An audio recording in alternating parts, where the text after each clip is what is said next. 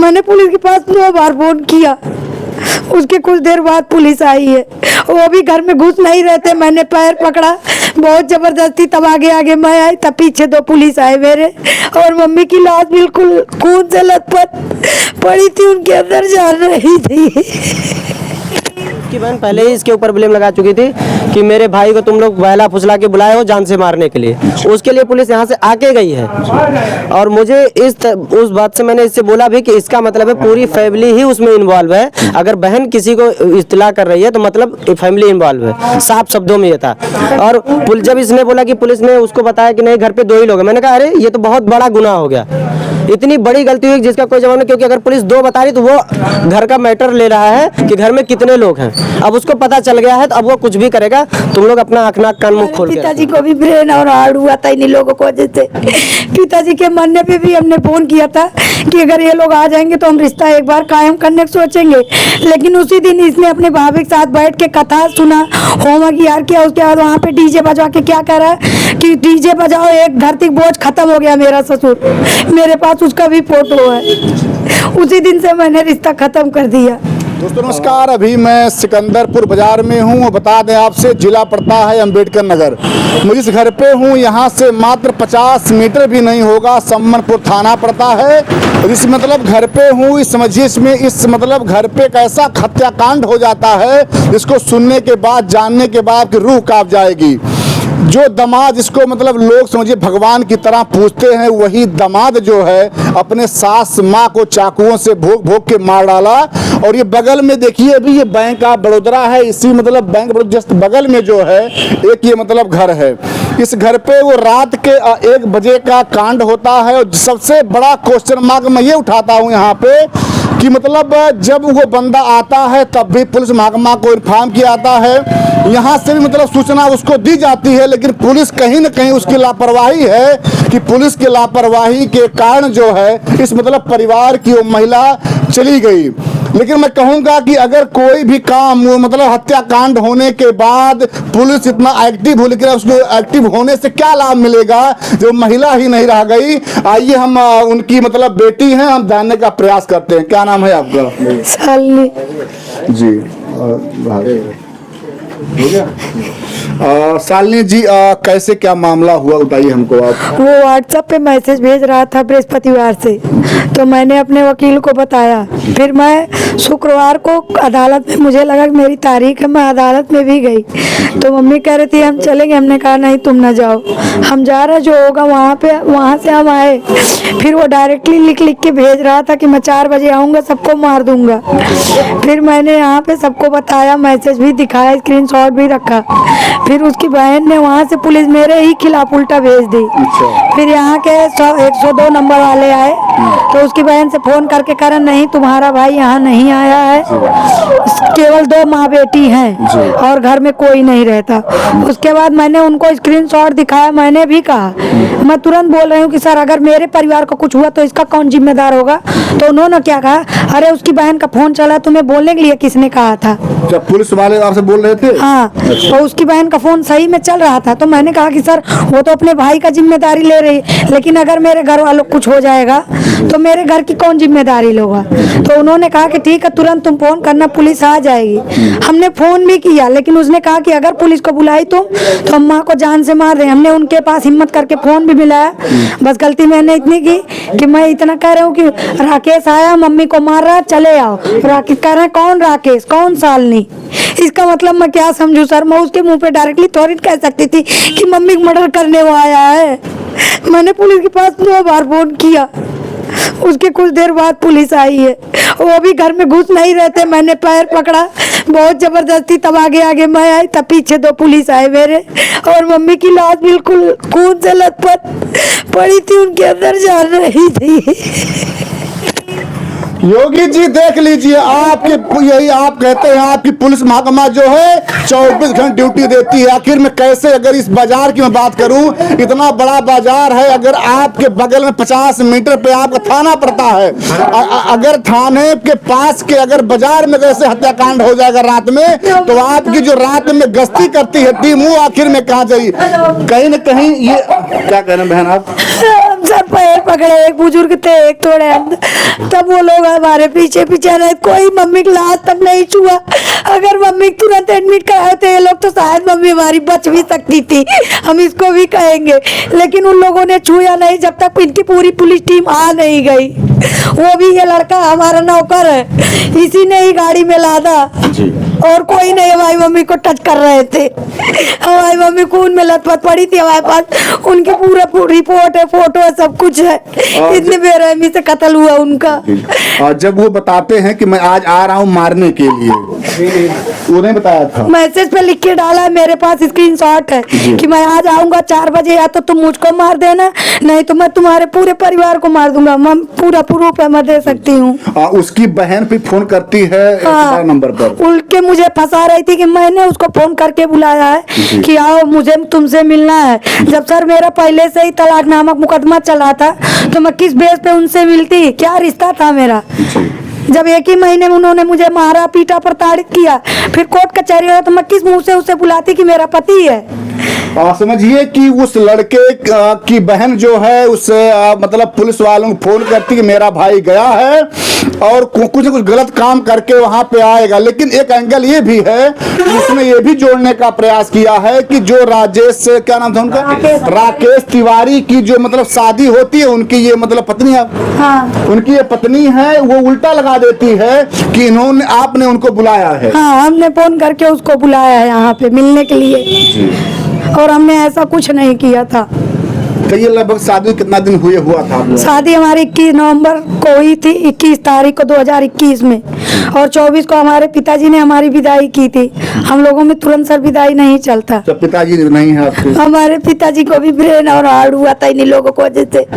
पिताजी के मरने पे भी हमने फोन किया था कि अगर ये लोग आ जाएंगे तो हम रिश्ता एक बार कायम करने को सोचेंगे। लेकिन उसी दिन इसने अपने भाभी के साथ बैठ के कथा सुना, होमवर्क यार किया। उसके बाद वहाँ पे डीजे बजा के क्या कह रहा है कि डीजे बजाओ, एक धरती बोझ खत्म हो गया मेरा ससुर। मेरे पास उसका भी फोटो है। उसी दिन से मैंने रिश्ता खत्म कर दिया। जिसे ये जब मामला खत्म हो गया था क्या फिर उसके बाद भी उनका आना जाना था घर पे? नहीं सर, हमारे घर पे कभी नहीं हुआ था। जब से मुकदमा चल रहा, अप्रैल से मुकदमा चल रहा 2021 में, तब से कुछ नहीं, न फोन न फाटा, कुछ नहीं। हमारा कोई ताल्लुकात उस परिवार से नहीं था। सर रात में जब वो मतलब ये था, डर था आप लोगों को आज वो आएगा, तो क्या आप लोग सो रहे थे, क्या था कंडीशन उस समय का? सर हम लोग दहशत में ही थे, हम दहशत में ही थे। लेकिन यहाँ पे पहले हमारे ऊपर उसने अटैक किया। जब पहले आपको पहले हमारे ऊपर ही उसने अटैक किया। हमारा मुंह दबा, हमारा गला, ये देखिए ये हमारे चोट का निशान, यहाँ हमारा मान निकल गया। फिर उसने मम्मी बचाने के चक्कर उन्होंने कहा मैं पहले अब तुमको मारूंगा फिर तुम्हारी लड़की को। फिर उसने वास्तव में मम्मी को मार दिया। कहाँ मारे थे माता जी को? वो माता जी के यहाँ पे 8-9 निशान है। यहाँ पे हम अभी आपको फोटो दे देंगे सर। 20 बार उसने मारा था। चाकू लिए थे वो? हाँ, इतना बड़ा हथियार था, बिल्कुल नोकीला धारदार था।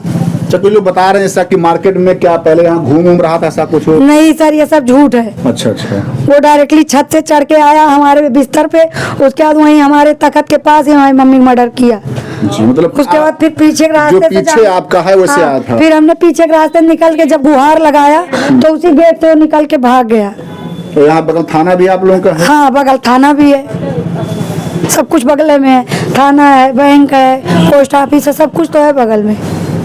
एक क्वेश्चन ये भी उठता है कि आखिर में अगर वो मिल्कीपुर का रहने वाला व्यक्ति है, अगर वहां से आता है और यह सूचनाएं हो जाती हैं कि वो लड़का यहाँ से जा रहा है, वो तमाम काम करेगा, तो अगर पुलिस अगर एक्टिव हुई होती तो उसे कम से कम उसका मोबाइल नंबर था, उस पर ट्रेस होता, उसे रास्ते में रोकने का प्रयास होता। लेकिन वही रहा कि पुलिस भी सोती रही और जब इस मतलब परिवार की महिला को उसने मतलब मौत घाट उतार दिया, तब जाकर पुलिस एक्टिव हुई, उस लड़के को जो है, जो दरिंदे को जो है पकड़ लिया। पकड़ने के बाद सम्मनपुर थाने की पुलिस कहती है कि हमने बहुत बड़ा काम किया, इतना बड़ा काम किया कि इन्होंने एवरेस्ट फतह कर लिया, इतना बड़ा काम किया।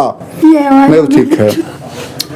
भैया आप उनके लड़के? हम बोल नहीं पाएंगे, नहीं तुमसे बुलवा देंगे। बस 1 मिनट, आप छोटे वाले भाई, आप उसने कहा हम लखनऊ में थे उस वक्त। अच्छा, आप लोग मतलब घर पे नहीं रहते? घर पे नहीं रहते, हम लखनऊ में ही रहते हैं। हाँ, तो जब हमको पता चला तो हम वहाँ से तुरंत कार बुक करके हम तुरंत यहाँ से लखनऊ से घर के लिए रवाना हो गए। जैसे ये सब मैटर नहीं मालूम था आपको, मतलब कि इस तरह से वो कभी धमकी दे रहा है? नहीं, मतलब कि मैटर मालूम था जो इनका कोर्ट वोट वाला चल रहा है, बट ये सब नहीं मालूम था कि वो ऐसा करेगा, ये सब निकल जाएगा। हाँ। और जैसे आप लखनऊ में थे तो जब बहन के पास लिख करके उसने भेजा सब, तो क्या बहन बताई नहीं आपको भैया ये से वो लिख के भेज रहे हैं? नहीं, हमें एकदम शाम में पता चली थी ये बात। अच्छा। हाँ, जब पुलिस आके गई थी तब पता चली थी। तो आप तुरंत निकल दिए हैं कि फिर? रात में निकले हम वही, मतलब ये सब कांड होने के बाद? हाँ, 5 बजे तक हम यहाँ पहुँच गए थे वापस। कौन भाई और आपका है?